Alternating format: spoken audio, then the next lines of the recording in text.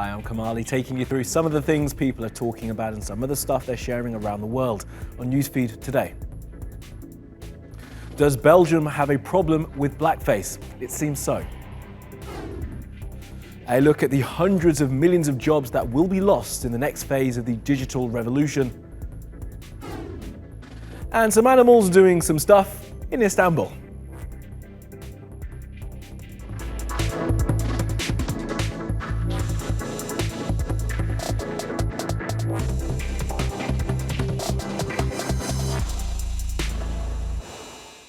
And at the top of our newsfeed, we have spoken to a man who runs an organisation called the Brussels Panthers.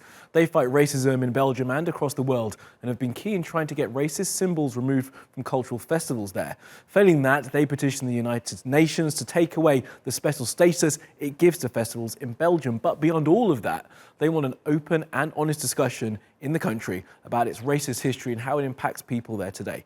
Meet Muhad. An activist in Belgium says law enforcement forced him to get out of town.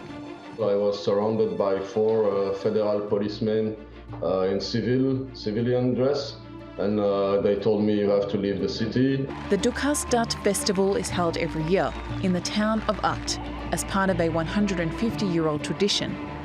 Muhad is part of the Brussels Panthers, who are petitioning UNESCO to remove the festival from its intangible cultural heritage of humanity list. As part of the event, a white person painted in a blackface as a character called the Savage. They pretend that it's to remind the colonial period, but for them, they love the character. It's there since 150 years. They don't want to change it, and they really think that it's not racist, but I think they need a lot of schooling. The Panthers say these incidents have a real-life consequence and dehumanize people of African descent. Belgium's Federal Equal Rights Agency says reports of racism have risen by 55% in the last 5 years. And earlier this year, the UN expressed concern over the treatment of people of African descent there. The UN said Belgium should confront and acknowledge the country's colonial past and its long-term impact on Africa. 4 years ago, the foreign minister paraded down the streets of Brussels in blackface. We received an answer from UNESCO. They agree with us that it's a racist character and it goes against all the UNESCO criteria to get the label, and they will look into it. And At is not the only city in Belgium with this problem. The petition has caused a nationwide debate, and many are wondering whether it will be enough to shift Belgium's race relations. Okay, let's take a look at some of the other things that caught our eye on social media. Now, some accusers of Jeffrey Epstein, a rich American suspected of abusing women who killed himself in prison a couple of weeks ago before standing trial, have been speaking in court as the case against Epstein was closed. He was a close friend to Donald Trump, Bill Clinton and Prince Andrew. One of the victims had this to say about the prince, who has denied seeing any criminal behavior in the time he hung out with the convicted sex offender. Outspoken. He knows what he's done, and he can attest to that. So Can you repeat that? We can't hear you. Step up. he knows exactly what he's done, and I hope he comes clean about it. Thank you.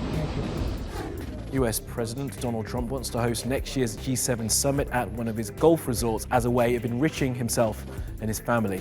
He has been criticized by many online. To do so would be an unprecedented case of an American president making money while in office. His idea also led to an old report to resurface, which shows in great detail how unclean the place is. According to the report by the Florida Department of Professional Regulation, there are cockroaches in the kitchens and other health violations, which led to the kitchen being shut down just a few years back.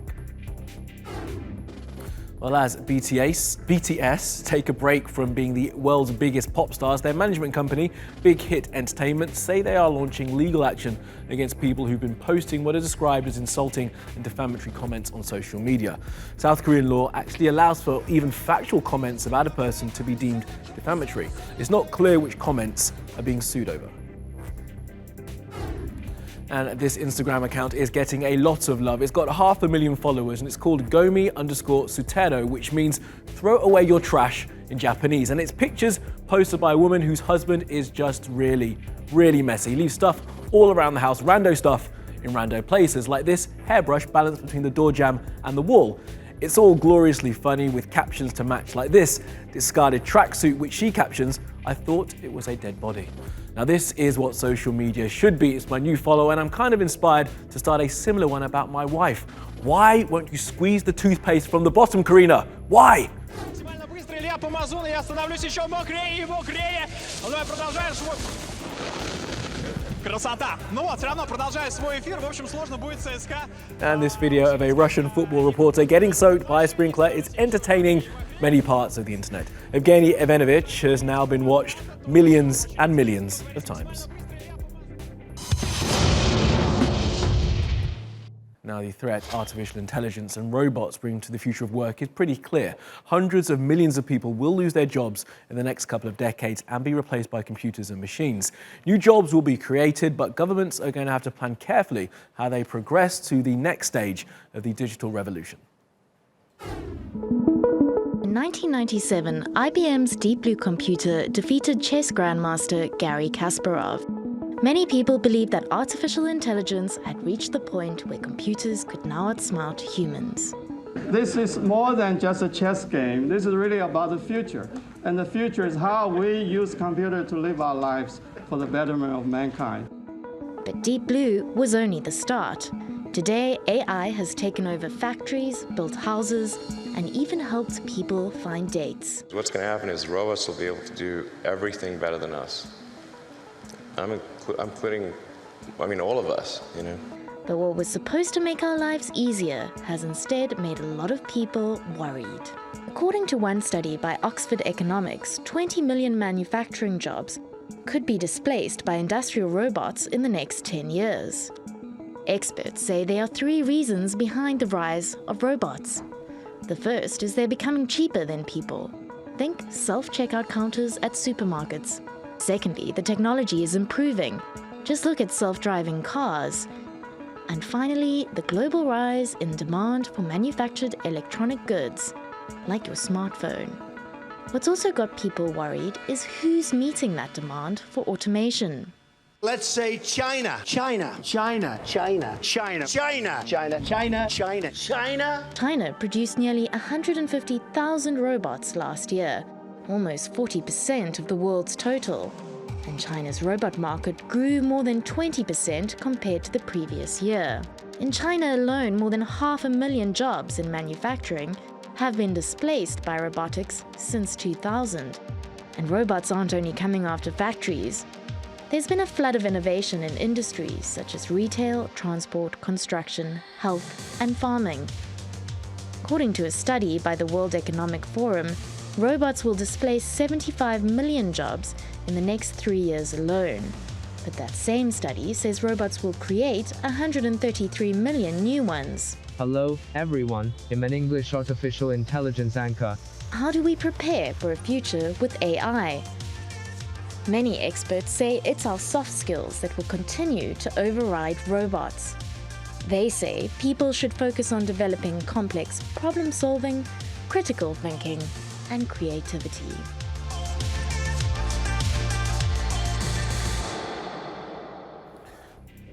Okay, we keep spinning around the world now for some other stories you need to know this Wednesday. Anthony Lewandowski used to work for Google in its self-driving car division. While working there, he downloaded a bunch of documents and intellectual property to his personal laptop. He then left the company and founded his own company called Otto, and then sold that to Uber for $618 million. He's been charged with theft and attempted theft of trade secrets and faces 10 years in prison and a big fine if evicted. Google Jobs search feature is being investigated by the EU over unfair practice principles. The function allows its users to see the top jobs advertised for their search without having to click on job board websites. Google's already been fined by the EU for antitrust practices. They've been fined $5 billion, but some reporting says they are challenging the ruling. A young Palestinian from Lebanon who was due to start at Harvard has been denied access to the United States. The Customs and Border officials said he is inadmissible but didn't elaborate. His name is Ismail B. Ajawi, and he's 17. He says he was questioned for 8 hours and had his phone and laptop searched. He was asked about his religion and how religion is practiced in Lebanon. He says he was told connections on his social media had posted views that were antithetical to the United States. He says he's got nothing to do with what his friends post. This all happened at Boston Airport. After his ordeal, he was sent home and is now working with lawyers to try and get into the US to start class next week. And someone called Darlene Superville, who works for the Associated Press, couldn't be bothered to identify South African President Cyril Ramaphosa in this photo. She tweeted calling him one unidentified leader. She's been called out by social media, so she later posted again with the same picture with President Ramaphosa identified. That hasn't stopped South African social media going after her. In the replies, lots like this one, which says, "This is the face of ignorance." Now, an area of 270 square kilometers of ocean is set to become the largest marine conservation area on the planet. It's around Ascension Island in the Atlantic, and it's regarded as one of the most important biodiverse habitats on Earth. The British government have pledged $8.5 million towards the scheme. Now, Zimbabwe makes money selling animals to zoos all over the world, but the new rules only allow for baby elephants to be transported out of Zimbabwe in exceptional circumstances. If you imagine what happens when a young elephant is taken away from its family in the wild, shipped to a foreign country to live in an alien environment for the rest of its life, I think most people now agree that that's inappropriate. And many people, in fact, who go to zoos are disturbed by what they see when they see elephants in captivity. And I think the priority for elephant conservation and elephant protection is to keep elephants in Africa where they belong. Well, there are some scientists who are on the front line right now in a fight to save a species. Now the world has to wait and hope that their experiment works.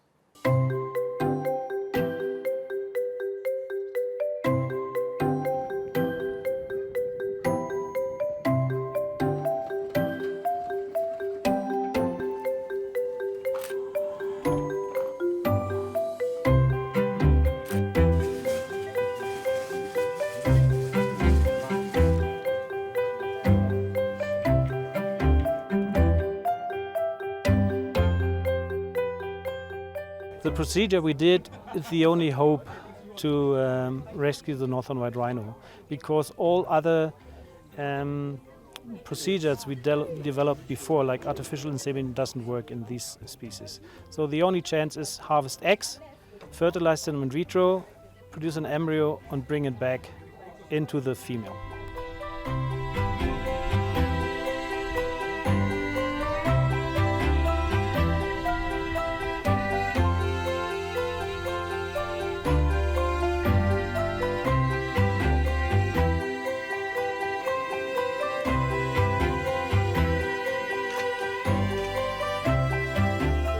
The concept of evolution didn't fail in these species. It's the human being impact which brought these species to the extinction. And therefore it's our responsibility as human beings to counteract this.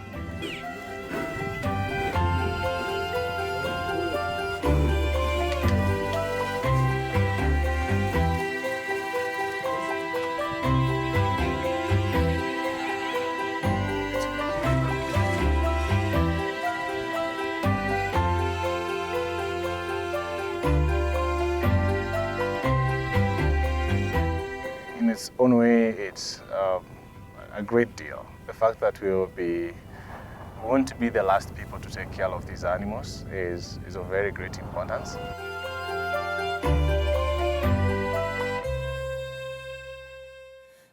And last up today, some animals doing stuff, and this one is from here in Istanbul, just the way we like it.